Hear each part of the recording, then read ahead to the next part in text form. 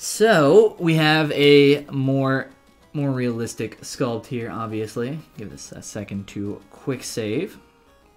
But I think the first thing that stands out to me is how the hair feels.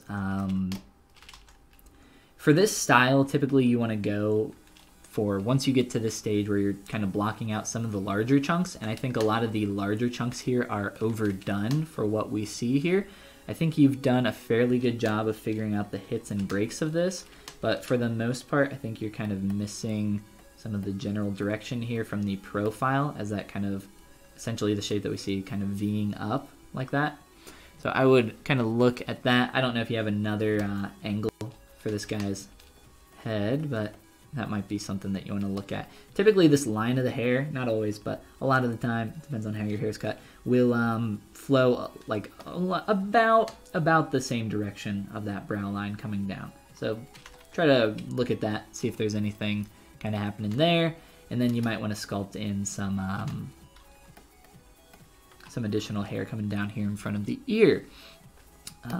Sideburns, wow, couldn't think of the word sideburns. So for the hair, I think a lot of this is kind of overdone, too large in shape. So what I recommend doing is just going back through and just doing a softer, smooth pass on this. My main concern with this is that, one, it feels too heavy-handed, and two, it feels all the same. All these strokes are like the same size, kind of going in a bit of the same direction, and we have some shorter hair going on here. So what I would like to do is just go back through, and we'll just do like a small section here. Start kind of smoothing this out, and I think you can keep some of the larger variation in there. But then what I recommend that you're doing, what you end up doing is using maybe something like the damn standard brush, which it looks like you were using something similar, and start doing some shorter strokes. I would actually recommend doing a bunch of tests to try to get the texture right. There's so many different textures that you can sculpt for fur and hair, but doing a lot of tests to kind of like figure out the direction that you want to go here, and just start working with some shorter stroke lengths, and I think that'll help kind of get you headed in the right direction. So what I would probably start doing is just kind of coming through here, starting off with like a damn standard brush, and start doing some variation with different stroke lengths, different brush sizes, different Z intensities. So you might want to maybe try something like really strong, and just start, you know, playing around and seeing kind of what floats your boat, see what you can find. Try to keep it a little messy, you know, don't get too crazy. And like I said, experiment with like a bunch of different textures, and I think that'll get you headed in the right direction. My main beef with your hair, like I said, is that a lot of it feels exactly the same, and a lot too large for what we're kind of looking for in terms of realism for the rest of the level that the face is at. So comparatively, we're feeling like we're getting a little bit too headed in cartoony or stylized direction up here. So let's toggle off the hair for a little bit and take a look at the face. I think you've done a good job of getting a lot of these big primary shapes in here. I think the first thing that I really see is that maybe your eyes could be a bit more open. This is all Dynameshed, which is fine, that's not the end of the world. Looking at like the hit of where that eyelid takes place, yours is kind of wrapping and rounded up top, whereas more so what I'm seeing is we got that first initial hit, then another, and then down. So instead of being quite so rounded up top, you might want to think about just kind of squaring that out a little bit. And then in terms of the bottom lid, right now, because they feel a little flat, what might help you kind of push this in a better direction is just kind of round this back out towards the bottom a little bit more than what you have, as well as it'll make it feel like it's wrapping around that eyeball a bit better. So it looks like his eyes are just like a bit more open than what you have. Yeah, and oh, he is smiling in this image, so, you know, when you smile, you do, of course, you know, get your eyes to kind of, your bottom lids to pull up, lips push the cheeks, which pushes everything else, right? So maybe just kind of reassess that area a little bit, kind of following in line with what you're seeing there a little bit better, and I think that'll kind of push you in a good direction. Another thing that'll probably help you out, if you haven't already, which looks like you have done a little bit of just like some placeholder eyes, kind of painting your pupil and iris and just getting some quick poly paint on there can help you figure out where that needs to hit. So what I'm seeing here, based on the size of his pupil, he also has a really bright light in his face, so his pupil is going to be a bit smaller. But the that line of the lower lid is a bit lower than what I'm seeing in yours. So pay attention to that, and I think that'll be a good next step for your eyes. For your nose, I think a lot of the major forms there are looking pretty good. Maybe the shape is just off like a little from what I can see. There's maybe like a bit more volume like somewhere over here. And kind of the nasolabial folds that you have going on right now are super strong. Getting this really tight divot in here. So I would maybe like reassess this area on both sides of the face and maybe try to like soften that form up a little bit. It might even just need a little bit of a smooth pass to kind of push that in the right direction. It looks like it's just a little bit too deep. So if I were to do like a cross section of this area and look down at it, turn on double, I would probably cut that depth in half about. I think that'll help get you in the right direction. So like I said, you could maybe do that with a smooth pass, or just trim it out. But I don't know what kind of brushes you're using here. But to make that a little bit easier, you might want to consider remeshing your face so you can make larger form changes. Similar thing kind of going down here in the chin. It feels a little heavy-handed, but in all honesty, since you mentioned that you would be 3D printing this, I would actually kind of take a step back and maybe say leave it, because once you 3D print this, depending on the scale, obviously, you're going to lose a lot of the depth that you have there. So I think that'll help to kind of exaggerate that a bit.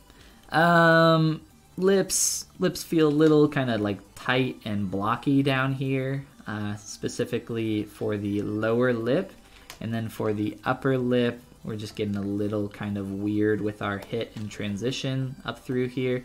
So we might want to just kind of do a quick clean up around that area to get that upper lip feeling like it's blending down from the nose a bit better. But other than that, I think a lot of the stuff in the face is looking pretty good.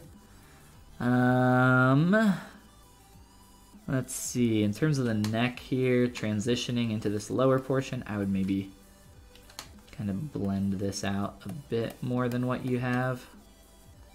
Feels a little bit too goitery, and again, it's a little hard to tell with the super flat lighting on the face.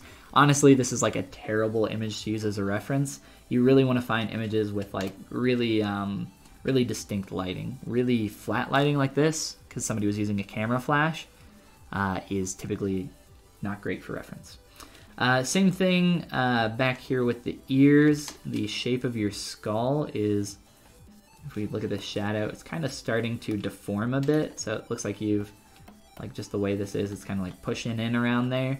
There will be some fat around the head, but it's not really going to cause like these super strong shadows like what you have right now. The ears just feel like kind of stretched out and really flat and awkward.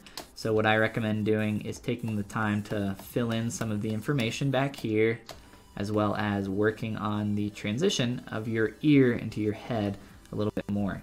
So the way this is right now, it's like really just like stuck out and pushing back. So maybe find some additional reference of looking at that kind of back area of the ear and how that connects to the head. Because right now this just feels pretty awkward.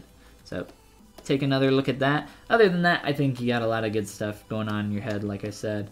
In terms of like doing any kind of texturing, skin texture, I think the heavy-handed nature of what you've done here will actually work very well for 3D printing. The only areas where I think you might want to push some of the folds and stuff like that a little bit further would be around the eyes.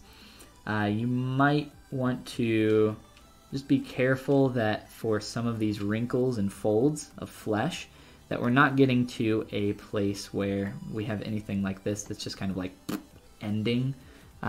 We always want to take our folds and wrinkles and all that stuff and maybe be a little bit stronger, but then fade it out and transition it a little bit more. So I would take the time to go back through and maybe fade up a little bit more of these. There's a bunch of different brushes that you could, I think, sculpt around some of this form to start pushing it a little bit more.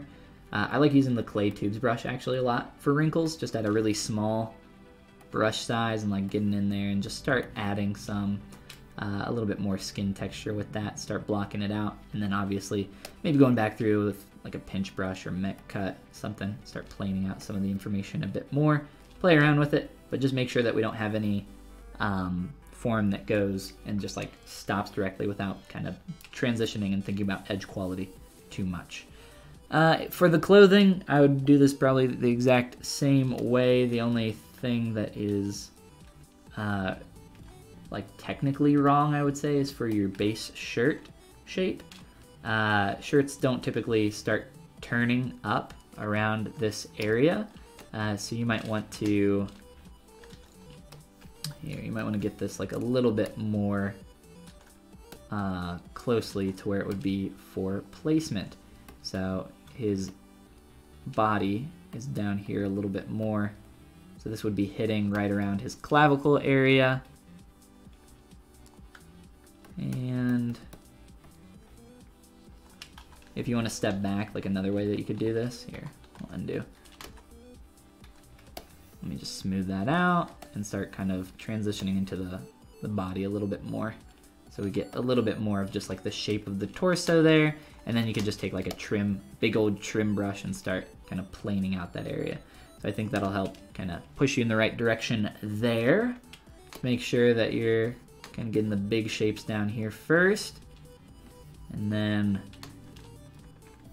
I would probably connect these up eventually, but for 3D printing, I don't know how much of this you'll be printing. I'm guessing the kind of doing like a bust, maybe like some kind of connective chess piece-esque bust stand, something like that. That's what I like to do for a lot of this style stuff. But looks good. I wish you luck, man.